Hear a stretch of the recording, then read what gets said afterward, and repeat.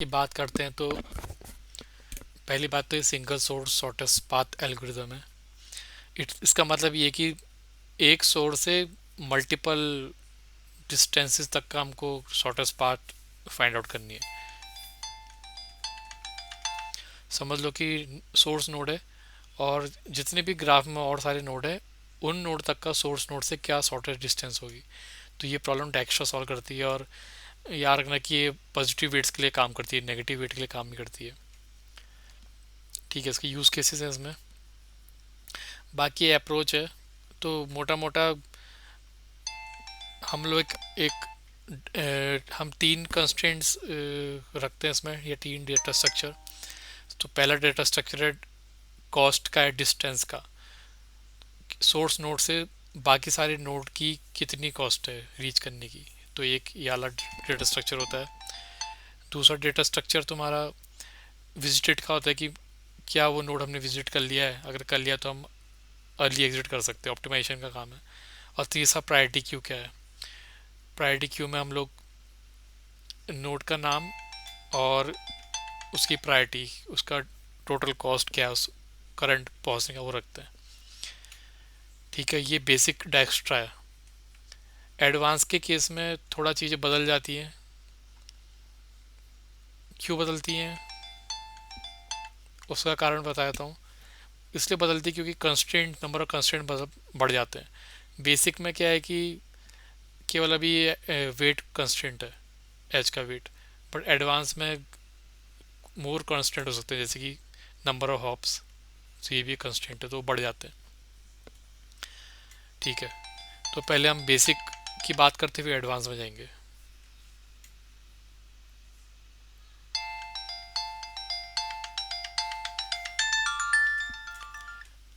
तो ये अपनी बेसिक डायक्स्ट्रा है।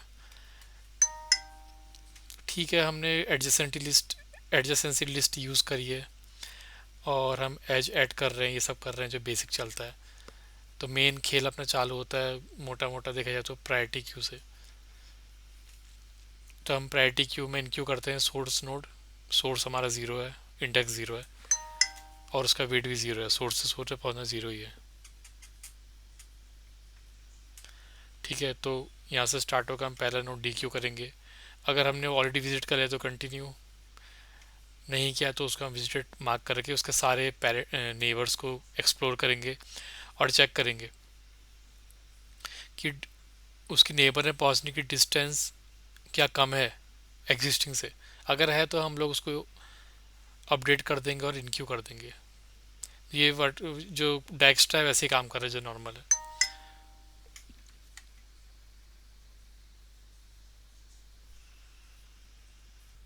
ठीक है, एडवांस की अगर बात करते हैं तो इसमें क्या है कि दो कंस्ट्रेंट है। पहला तो डिस्टेंस कंस्ट्रेंट है जो डायक्स्ट्रा बेसिक से मैच खाता है। दूसरा है hop as a constraint.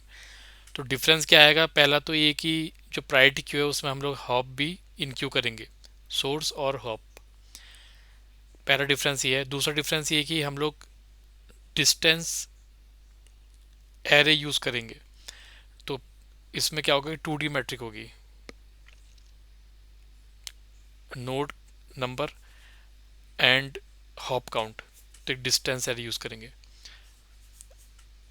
Max hop plus one इसलिए यूज कर रहे हैं क्योंकि हमको पता है कि हॉप जो है वो 1 2 3 4 होता है, जीरो तो नहीं हो सकता, इसलिए लास्ट का नंबर एक एक्स्ट्रा होगा इसमें। तो डिस्टेंस एरे यूज होगा और प्रायोरिटी क्यू में एक कंस्टेंट ऐड हो जाएगा।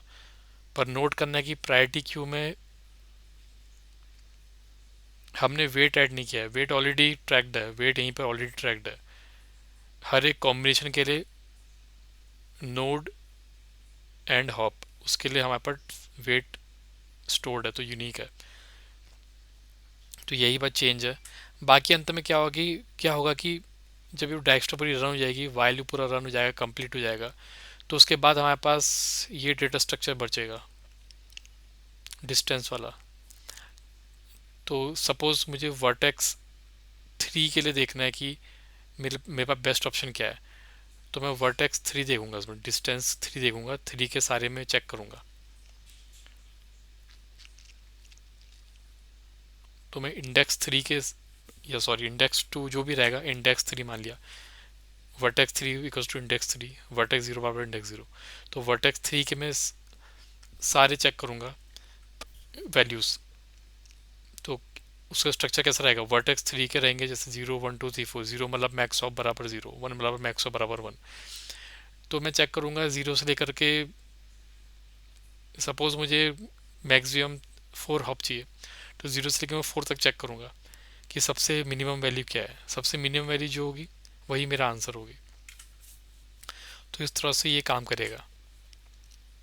बस कुछ की पॉइंट याद रखना, की पॉइंट ये कि जो डिस्टेंस एरे है वो नाउ टू डी मैट्रिक है, vertex and the hop count, और इन दोनों का कॉम्बिनेशन एक तरह से यूनिक वैल्यू बनाता है। सो वो जो वेट होगा वो ट्रैक होगा, वो यूनिक ट्रैक होगा। तो किसी भी पर्टिकुलर स्टेट में, कोई भी लूप में, कोई भी आइट्रेशन में जो भी वैल्यू होगी वहाँ पर को हॉप एंड वर्टेक्स की, जो वहाँ वैल्यू पड़ी होगी यूनिक होगी, और उसी को हमको चेक करना है कि वो ऑप्टिमाइज्ड है कि नहीं है। और दूसरी बात, हम लोग यहाँ पर को विजिटेड वाला एरर नहीं यूज़ कर रहे हैं एडवांस के केस में, और उसकी ज़रूरत नहीं भी पड़ रही है। क्यों नहीं पड़ रही है, क्या उसके बिना काम चल सकता है? हाँ चल सकता है। क्या हम लोग इन्फिनाइट रिकर्शन में जा सकते हैं या इन्फिनाइट आइट्रेशन में जा सकते, नहीं जाएंगे, क्योंकि हमारे पास हॉप काउंट की एक लिमिट है। अगर हॉप काउंट ज़्यादा हो गया तो हम वहीं पर टर्मिनेट कर देंगे। तो by chance suppose two node है, आपस में एक दूसरे को वो लिंक्ड है, तो वहाँ पर लूप नहीं बन सकता, क्योंकि हॉप काउंट बढ़ते जाएगा और टर्मिनेट हो जाएगा। और दूसरा कारण वेट का भी, वेट भी बढ़ता जाएगा टर्मिनेट हो जाएगा। सो दोनों कंडीशन में, चाहे हॉप काउंट या वेट हो, डेक्स्ट्रा को ख़त्म होना ही पड़ेगा। और वो बेसिक डेक्स्ट्रा क्यों ना हो या एडवांस डेक्स्ट्रा क्यों ना हो, दोनों ही केस में इस आइट्रेशन को ख़त्म होना ही पड़ेगा। बेसिक के केस में हम लोग इसलिए यूज़ कर रहे हैं विजिटर, ताकि हम लोग अर्ली एग्जिट हो जाए। सेम चीज़ हम लोग ट्राई कर सकते हैं एडवांस में भी, पर उससे कितना फ़र्क पड़ेगा कुछ कह नहीं सकते। मे बी इंटरव्यू में मैं ऐड कर दूंगा एक और यहाँ पर constraint, just like a distance, यहाँ पर कोई विजिटेड लूप लिख सकता हूँ, दी एन और मैक्स हॉप प्लस वन। पर आई थिंक वो सेंस नहीं बना रहा है, तो बेटर है कि मैं ऐसा कुछ ना करूँ, विजिटेड का चक्कर ना डालूँ, और अपनी नॉर्मल डेक्स्ट्रा रन करूँ।